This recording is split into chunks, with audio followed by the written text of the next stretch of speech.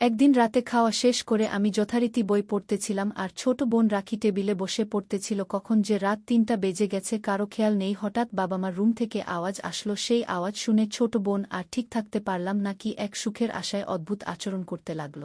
বন্ধুরা, আজকের গল্পটি আরও স্পেশাল হতে চলেছে, তাই পুরো গল্পটি শুরু থেকে শেষ অবধি শোনার অনুরোধ রইল। চলুন আজকের গল্প শুরু করা যাক। আমি কাকন, বয়স ২-৪ বছর, ঢাকায় থাকি। একটি প্রাইভেট বিশ্ববিদ্যালয়ের অনার্সে পড়ি। আমার পরিবারে ৪ জন, বাবা-মা, আমি আর আমার ছোট বোন। আমার ছোট বোন পড়ে ক্লাস 10-এ। বয়স ১-৭ বছর। আমি ছোট থেকে অনেক গল্পের বই পড়তাম। মা, ছেলে, মামি, ভাগ্নে অনেক গল্প বই পড়েছি, তবে ভাই বোন গল্প বইটি আমাকে সবচেয়ে বেশি ভালো লাগত। আমার বাবা ব্যবসায়ী। বয়স ৫-০ কাজে বাবাকে বাইরেই বেশি থাকতে হয়। বাবা সেই ভোর ৫টায় কাজে যায় আর আসে রাত ৯:০০টায়। আমার মা ঘরেই থাকে, আমাদের দেখাশোনা করে। আমার ছোট বোন ক্লাস 10-এ পড়ে, পড়াশোনায় অনেক ভালো। রাতে বাবা আসলে আমরা একসাথে খেয়ে ঘুমাতে যাই। আমাদের বাসায় ৩ রুম, এক রুমে বাবা-মা থাকে, একটাতে আমি আর আমার ছোট বোন রাখি, আরেকটাতে খাট নেই, শুধু টিভি আর সোফা আছে।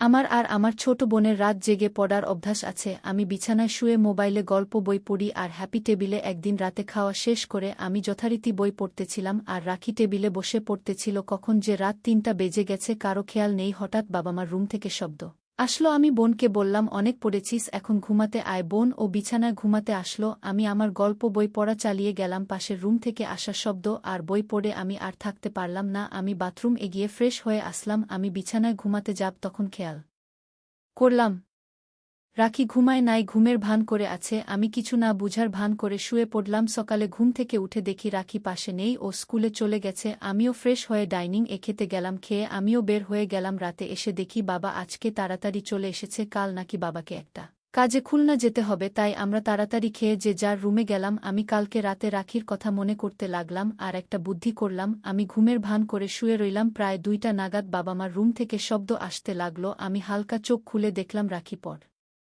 আর টেবিল থেকে উঠে বাবা-মার রুমের দিকে গেল। আমিও ওর পিছনে গেলাম। গিয়ে যা দেখলাম তা আমি বিশ্বাস করতে পারি নাই। আমি ছোট বোন, যাকে আমি সহজ সরল ভাবতাম, সে বাবা-মার রুমের দরজার তাকিয়ে আছে। আমি হঠাৎ ওর পিছন গিয়ে দাঁড়ালাম। ও ঘুরে দাঁড়িয়ে আমাকে আবিষ্কার করল। আমাকে দেখে ও অবাক হয়ে গেল আর আমাদের রুম এগিয়ে শুয়ে পড়ল। আমি রুমে গিয়ে রাখিকে ডেকে তুলে বললাম, তুই কি করতেছিলি? বাবা-মার রুমের সামনে। কই কিছু না তো, আমি সব দেখেছি। তুই কি করতেছিলি? বাবাকে গিয়ে বলবে। এখন না ভাইজা, বাবাকে কিছু বলিস না প্লিজ। আমার মাথায় হঠাৎ একটা বুদ্ধি এল। আমি বললাম, আচ্ছা বলবো না, তবে আমার সব কথা মানতে হবে আর আমি যা করতে বলবো তাই করতে হবে। রাখি বলে, কি করতে হবে? আমি বললাম, বাবা-মার কথা। রাখি কোনো উত্তর দিল না। বুঝলাম ওর সম্মতি আছে। তখন রাখি বলে উঠল, ভাইয়া দরজাটা খোলা, কেউ চলে আসলে। আমার রুমের দরজা সবসময় খোলাই থাকে। আমি আর আমার বোন ঘুমালে মাঝে মাঝে আমাদের রুমে আসে, ফ্যান এর পাওয়ার বাড়ায় কমায়। আমি রাখিকে বললাম, কেউ আসবে না। রাখি আমার কথায় আশ্বাস পেল। রাত প্রায় ৩টা, চারদিক অন্ধকার, আকাশে ফালি চাঁদ উঠেছে, হাতে গোনা তারা দেখা যাচ্ছে। সবাই গভীর ঘুমে মগ্ন, শুধু আমরা ২ ভাই বোন আনন্দে ভেসে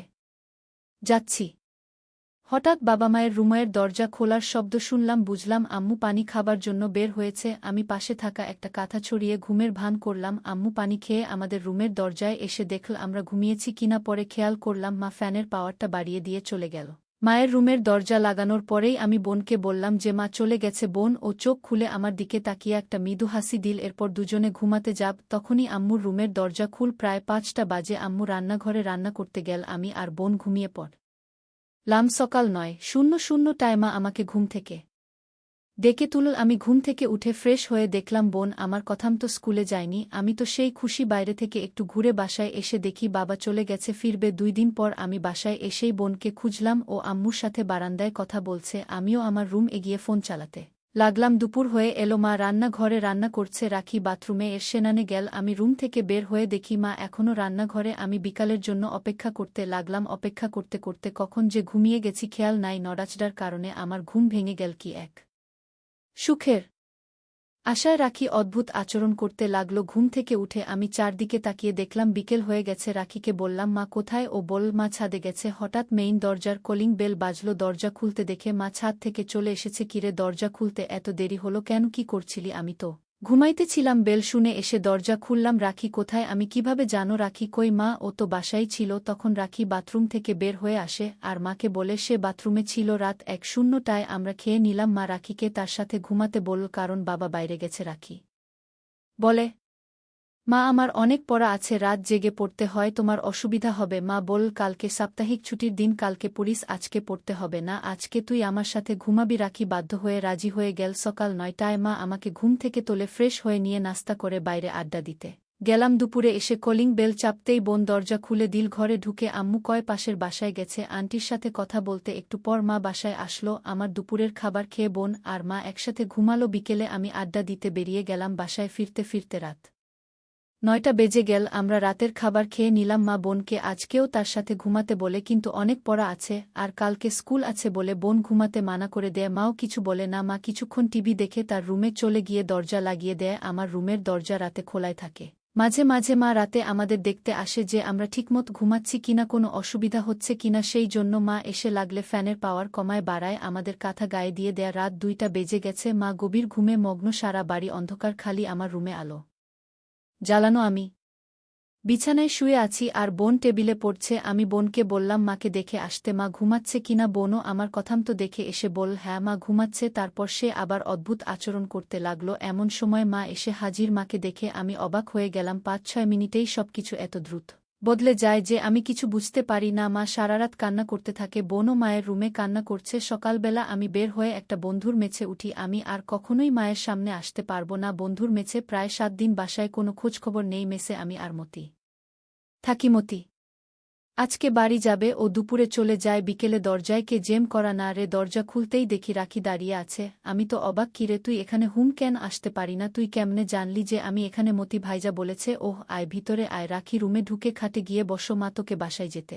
বলেছে, পরশু বাবা আসবে। বাবা আমাদের সব কথা মেনে নিয়েছে। বাবা বলছে আমরা সবাই একসাথে ভালো থাকতে চাই। আমি শুনে অনেক খুশি হলাম। রাখিকে বললাম, আচ্ছা আমি কালকে যাব, তুই কি কিছু খাবি? এক গ্লাস ঠান্ডা পানি দে। দাদা আমি আনছি। আমি রান্নাঘরে গেলাম, ফ্রিজের পানি আনতে গিয়ে দেখি পানি নাই। পরে আমি রাখিকে বসিয়ে দিয়ে পাশের রুম এর ভাইয়ের কাছে গেলাম পানি আনতে। ভাইয়ার থেকে পানি আনতে 3-4 মিনিট সময় লাগলো। পানি খেয়ে রাখি বাসায় চলে গেল। রাতে খেয়ে ঘুমিয়ে পড়লাম। পরদিন সকালবেলা আমি বাসায় গেলাম। বাসায় বেল বাজাতেই মা দরজা খুলে দিল। আমাকে দেখে মা যেন খুশি হয়ে গেল। আমি ভিতরে ঢুকে আমার রুমে গেলাম। বোন স্কুলে গিয়েছে। মা ফ্রেশ হয়ে আমাকে খেয়ে নিতে বলল। আমি ফ্রেশ হয়ে ডাইনিং এগিয়ে খেয়াল করলাম মা কামিজ পরেছে। আমি আগে কখনো মাকে কামিজ পরা দেখি নাই। মা আমাকে খেতে দেয়, আমি খেয়ে আমার রুমে চলে যাই। কিছুক্ষণ পর বোন স্কুল থেকে আসে। এসে ও ফ্রেশ হয়ে নেয়। দুপুরে মা আমাদের খেতে দেয়। আমরা খেয়ে ড্রয়িং রুমে টিভি দেখতে থাকি। বোন আমার পাশে বসে টিভি দেখছে, মা ভাত খাচ্ছে ডাইনিং এ। বিকেলবেলা গল্প করতে করতেই চলে গেল রাত 9:00টায় আমরা খেয়ে উঠি। তবে খাবার টেবিলে ফয়সালা হয় আজকে কে মা আমার সাথে ঘুমাবে আর রাখি বাবার কাছে যা কথা তাই। খাবার শেষ করে আমি রুমে চলে আসি। বাবা টিভি দেখতে ড্রয়িং এ যায়, বোন ও টিভি দেখতে যায়। মা রান্নাঘরে থালাবাসন ধুচ্ছে আর বাকি যা কাজ আছে সব শেষ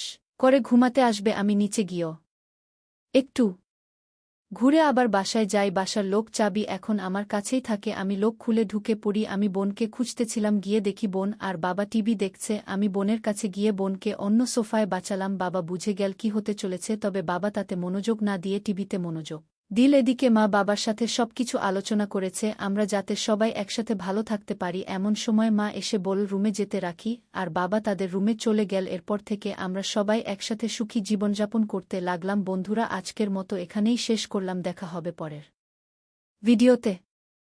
সবাই ভালো থাকুন। ধন্যবাদ। বাদ।